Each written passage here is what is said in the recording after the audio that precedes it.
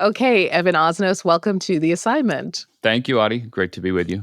So you and I talked about this story on TV very briefly, and you did like a huge book tour. But then over the last few weeks, all I've seen is yachts on my social media feed. And so a story that I had like a little bit of an interest in, all of a sudden it is like the algorithm is forcing it onto me. Yeah. And I kind of want to know why. So let's just start with that. Did you notice the same thing? Were you like, is it just my book or are there yachts everywhere? Yeah. Part of the reason why this book came about was precisely that experience where I just started feeling as if the pop culture, the media culture, the commercial culture was suddenly saturated with very specifically these machines, these super yachts, these mega yachts, giga yachts. I mean, all of this language that I didn't know before embarking on this research. And And if you're wondering, has it always been this way, but we weren't really attuned to it? The answer is no, actually. It's something very specific to our time. We for better or worse, Audie, are living through the kind of, I guess you'd have to call it the golden age of the super yacht. And so it sort of is incumbent on us to try to figure out how that happened and what it means. And just to give people an example of sort of how this is spreading, the Ritz-Carlton launched a super yacht called the Luminara, which is not something I want to know, right? But they launched this You thing. shall know, though. Yeah, They want exactly. you to know. Apparently, there were other yachts, but they needed their other bigger yacht, their super yacht. And this one, they launched like basically with celebrities, this kind of nautical velvet rope situation where all of a sudden I'm seeing, Coleman Domingo combing Naomi Campbell's hair in the wind. And I'm like, I want to go there, like comb my hair. Like it just like tell me about For the right that. price, it For turns the out. right price. It turns out. Look, I But think it was a weird moment because it was like a celebrity bringing in the celebrity culture in a what I felt like was a new way. Yeah. Well, it's this there's a push and pull effect here, which is that they are responding, they meaning a brand like Ritz-Carlton recognizes that there is something specific around the energy associated with these super yachts. Now, it could be we can pick our point on the timeline. Some people would say, well, I wasn't really paying all that much attention to these things until Jeff Bezos built a yacht that is worth the better part of $1 billion. And, you suddenly see him showing up in your social media feed. Or you might say, well, I remember on Succession when there was an episode in which they found themselves on a yacht and there were all of these kind of immortal lines that grew out of it. Things like sails out, nails out, which is the way you remember to take your shoes off on a yacht. Useful pro tip for you. But I thought that was fake, so thank you. Yeah, it is that was actually real. No, it is fake. I mean, so it's real that okay. you're supposed to take your shoes off. Oh, but okay. they invented. See, this is what's interesting. So they invented nomenclature, terminology that people, in a sense, assume to be real because we're saturated so much in this material. Which gets to the bigger point, which is why is the Ritz-Carlton now advertising itself as part of this yacht world? And it's because these objects have become these symbols of the ultimate level of exclusivity, of luxury, of indulgence, of satisfaction. All of these quite abstract concepts that companies are desperate to try to be associated with have sort of settled and distilled into this one very distinct world of yachts that are the most expensive objects that our species has ever figured out how to own. And so that's why they're now all over the place. And let's remind ourselves, nothing happens on social media by immaculate conception. So I don't know what the finance arrangements were between influencers and the company itself, but I think it's fair to say we know how this business works, and it becomes mutually beneficial to everybody involved to create the illusion that you're missing out because you're the only one evidently not out on that boat. And the Venn diagram between celebrity and influencer is like a circle with this particular thing. Like the particular people on the boat are people who, like a Martha Stewart, right? Or an Ellie Goulding or Kate Hudson or the actress Tessa Thompson. They're like people who their social media presence reaches into various communities. It does. The Jenners, right? The Kardashians. And it's weird because the whole point of a super yacht is it's I guess to be exclusive and to have a small kind of bespoke experience, a whole world built to your liking. And now there's dangling this idea of like, but also you could just get a suite and have sort of the same experience. Yeah, that you could approximate it by buying your way in and elbowing your way into that suite. There's something in the culture of the yacht is also the idea that you'll find yourself in unexpected proximity with people who you might not assume you would know. And this is part of the appeal. I mean, I think many of us might remember a few years ago, there were images of, for instance, the Obamas and Bruce Springsteen and Oprah. This is all on one particular voyage out on a yacht owned by David Geffen, the former Hollywood tycoon. And there was something about the odd combination of people where you would say, what is it that this group, and it was Tom Hanks and others. And so there was something that appealed to our instincts to want to have different entry points into the pop culture moment. And in that, exactly as you were describing a moment ago, Adi, there were different kinds of viewers who would have looked at that scene and said, "Ooh, I'd like to know what that conversation was like around the lunch table." And later, when Oprah was asked about it, she said, what happens on the yacht stays on the yacht. And so that maintaining some sense of the perception, at least, of exclusivity is essential to the stew. That's part of what makes it appealing to people on the outside. One of the things I didn't get to hear you talk about in other interviews is below deck, like the yachties, apparently they're called, the Yeah. people who work on these ships. And every time I see a picture of a super yacht and then that weird looking boat that follows it, Right. and you know what I mean? You got to explain to someone like, oh no, that's where literally the other half lives. Yeah. But tell me about the other half, because I don't know what it must be like to service this world of people enjoying this luxury.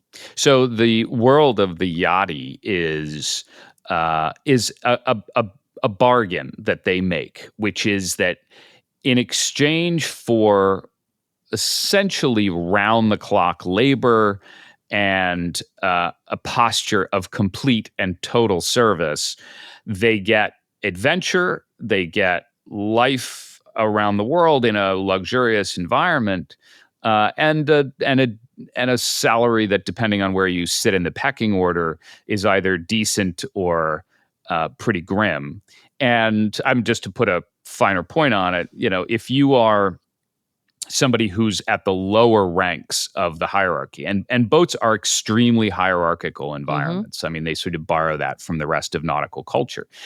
And so if you're somebody whose job is to clean the guest rooms, that's not just a regular level of cleaning. I mean, I've talked to a lot of crew members who describe the experience of, I mean, quite literally using a Q-tip, for instance, to clean the rim of a toilet in order to achieve the most maximal conceivable level of immaculate cleanliness. Or they'll use humiliation.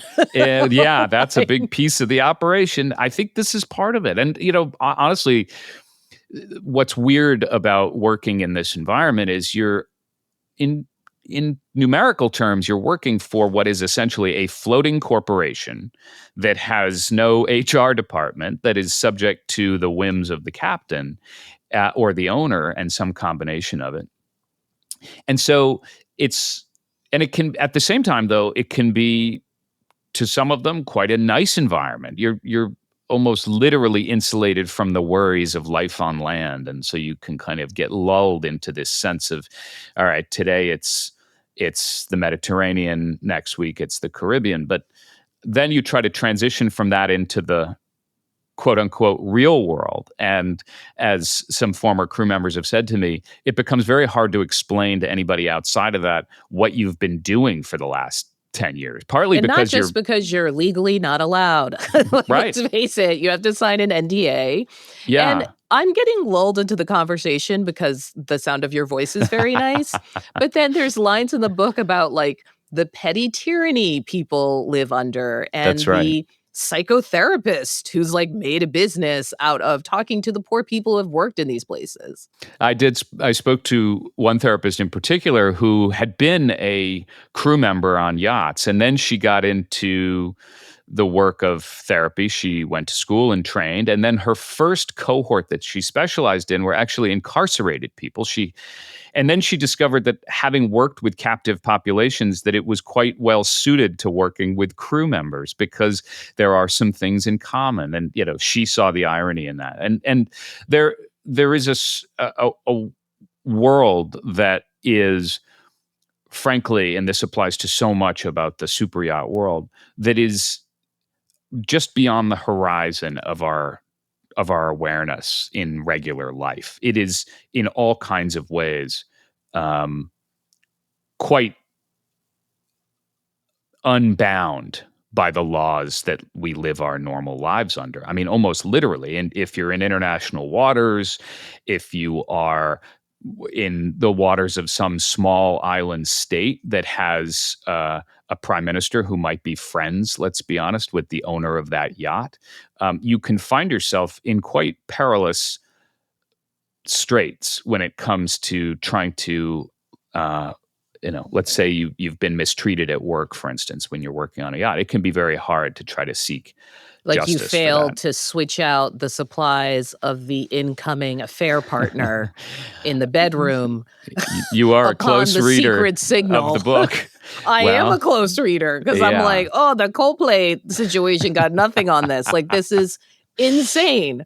yeah, Like, you're getting your fancy melons helicoptered to you, and then you're getting your lovers helicoptered to you.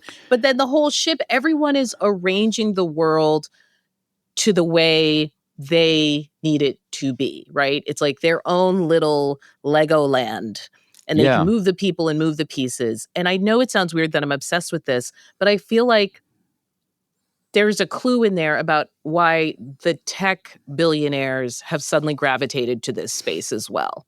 Yeah, you're right about that. I think that if you are somebody, for instance, let's just speak theoretically. Let's say you invented a company as a teenager, you dropped out of college halfway through, and have spent, okay, let's forget the theoretical. I'm talking about Mark Zuckerberg. You've Yeah. you've you've been able to then build your world around you, literally handpicking your lieutenants, building a company that reflects your values.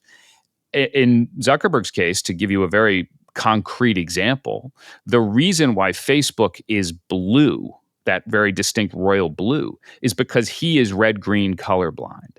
And so he created a world that quite literally suits his preferences and avoids his blind spots.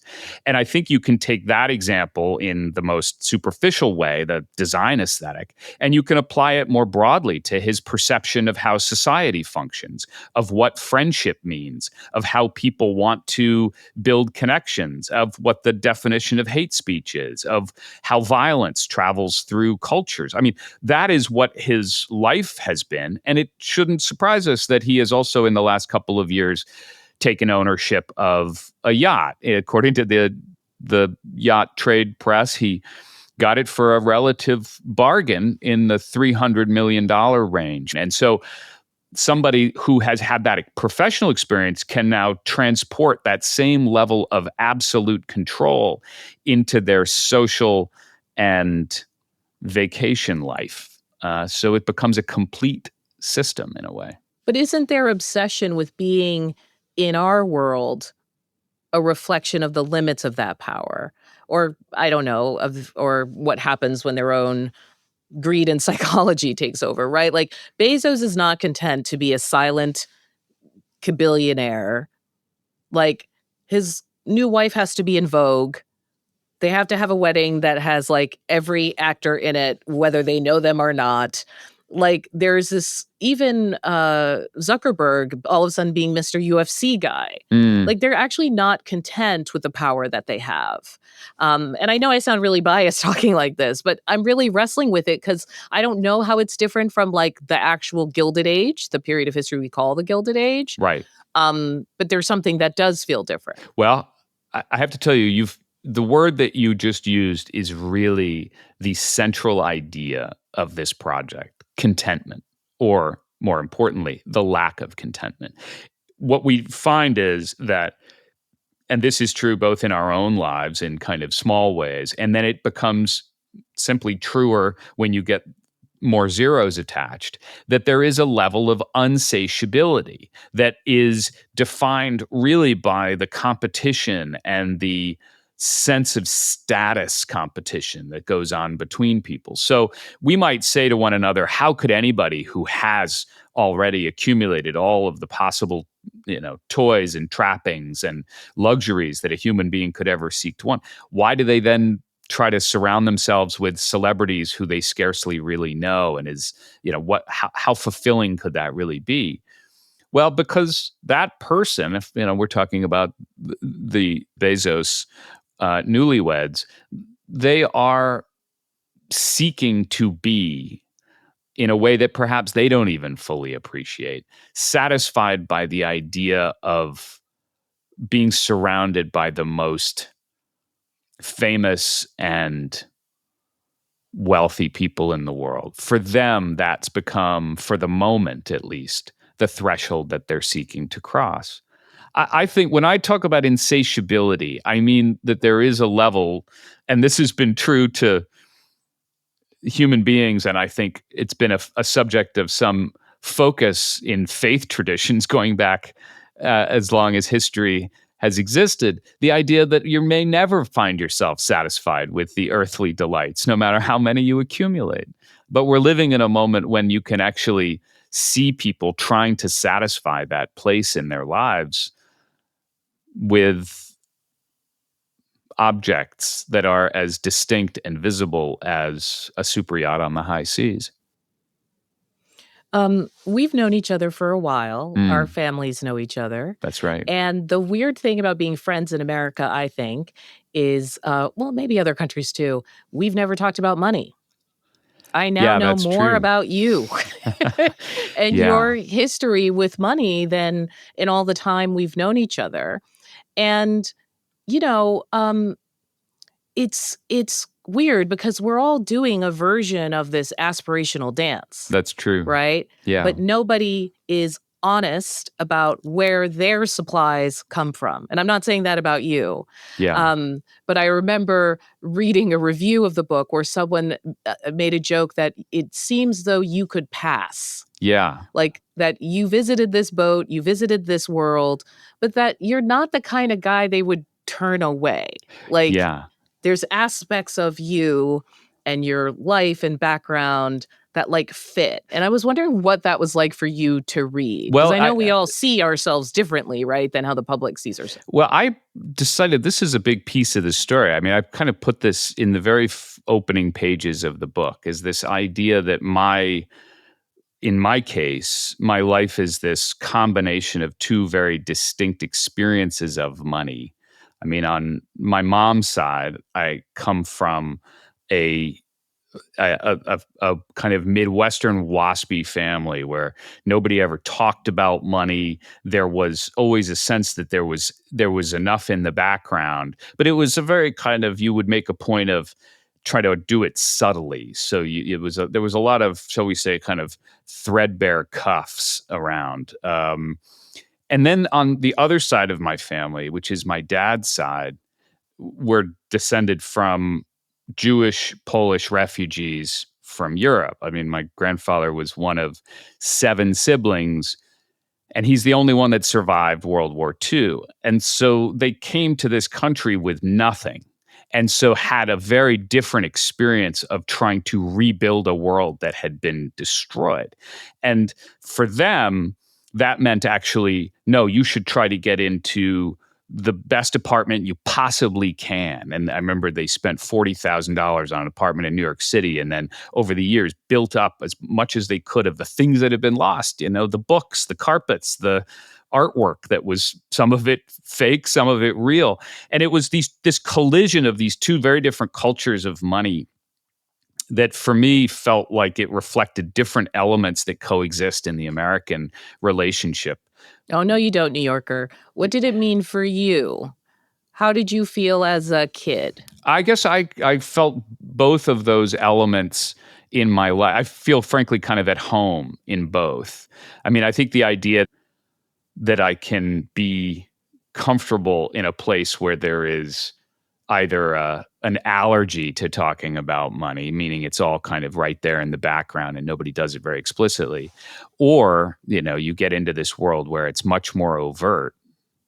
It's funny, because in my family, nobody really was in the money business particularly. My mother worked for a human rights organization. My dad was a book publisher, but we were working around the edges always I was very conscious of the money that was in our atmosphere. I grew up in Greenwich, Connecticut, outside of New York City, which is a very rich suburb. I was about to say, that's a lot of money in the atmosphere. Exactly. And I remember kind of being very alert to the subtle distinctions of class. What did it mean to be, if you were in private school or public school?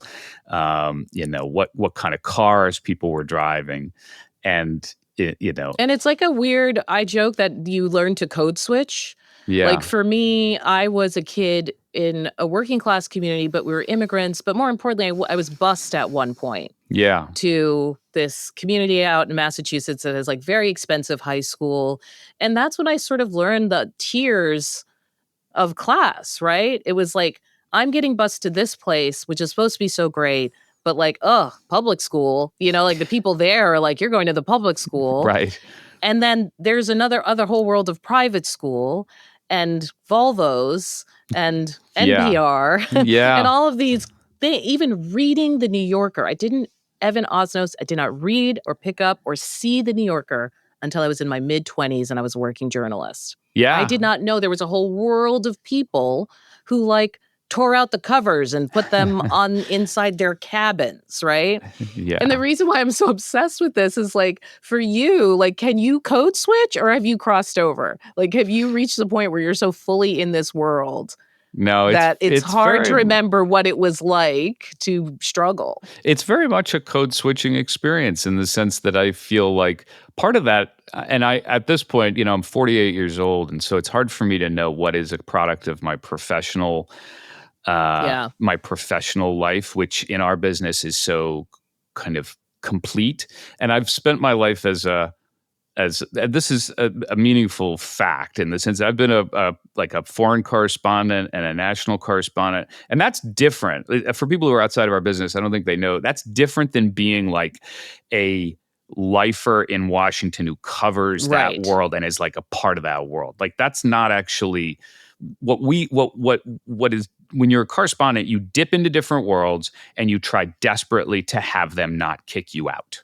That is the essence of I've just saved people a fortune in graduate school education at Columbia and elsewhere. That is what it means to be a correspondent. And in a way, that's how I've spent my adult life in, whether it's in China or in the Middle East, it didn't feel that different than when it came time to go to the Palm Beach International Boat Show and sort of sidle up to people and start chatting with them about boats. And I felt like there were times where you're sort of picking up the cues. Now the reality is before this, I'd never been on a yacht. I had no but knowledge I went to your of book it party or and someone came up to you and mentioned they had a boat maybe, and you were like, how many sails? And I was like, Evan? See, this is Como? Who is this? Yeah. What is this party? And I remember even feeling there like, oh, it's funny, all these people don't think they're rich, right? Like, even they're adjacent to their own thing that seems out of reach for people. Given all this writing you've done in this area, and then given the conversations I assume you must have had with your parents after the book came out, if this kind of came around, how how are you addressing wealth with your kids? Yeah.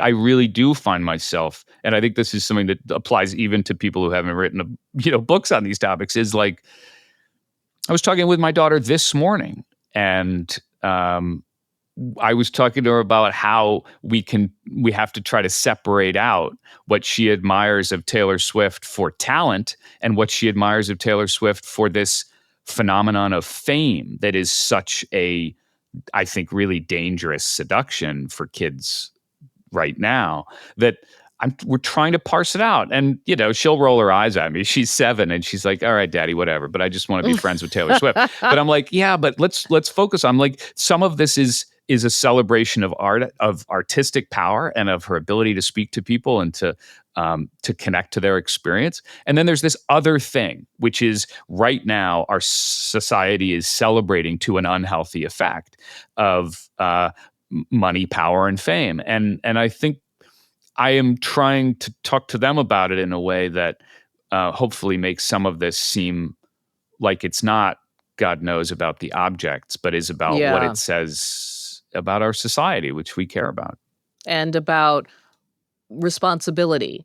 And I think that has been one of the things I've struggled with to say, because my kids are growing up in a house bigger than the house I grew up in. I grew up in rental apartments, and they are completely like, yeah, this is how life is. This is how we roll. And I'm like, little prince. Yeah.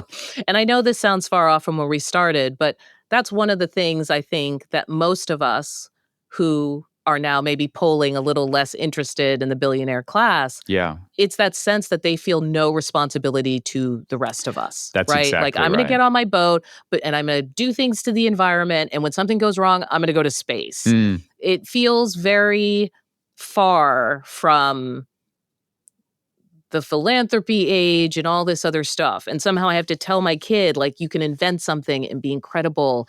And also, you then have a responsibility to the people around you just because, Mhm. right? And I literally have to explain that because I don't see anyone modeling it.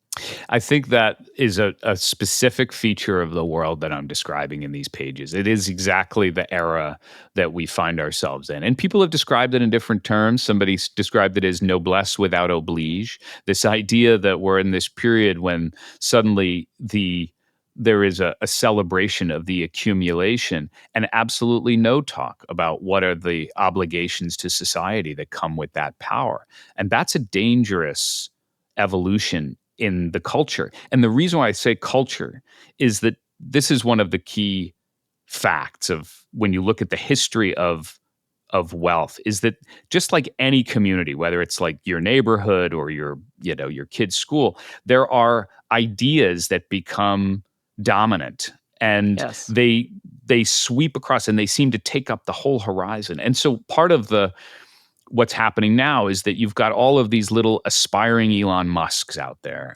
they're building their fortunes. They're somewhere in Silicon Valley. We haven't even heard their names yet. And yet they are patterning themselves after individuals who have made it pretty clear that they don't see much commitment or responsibility to the thriving of a broader society. And I think part of the reason to document it in this kind of detail, it's sort of the anatomy of this culture, is to then be able to say, when we look back on this period, or even frankly in the present, is this really the way we want to be applying the wealth of society that's been accumulated into the hands of a tiny number of people? Is this really how we think it should be used as a culture? Because that's a plastic matter that can change. That's something that can change with public acceptance or rejection, and public pressure, and it can change internally too. I remember once a CEO of a company in Silicon Valley saying to me, he said, the thing I hate most about Silicon Valley is the conversations that people have about where we'll go in the event of a collapse of society, even if it's our own doing. He said, when that happens, I want to say to people, well, if you're so concerned about the pitchforks, what are you doing to help the homeless in your community. And I think that there is a way in which talking about it, making explicit, putting it out into public view, what is usually uh, shielded from view, is part of the process of pressure testing it.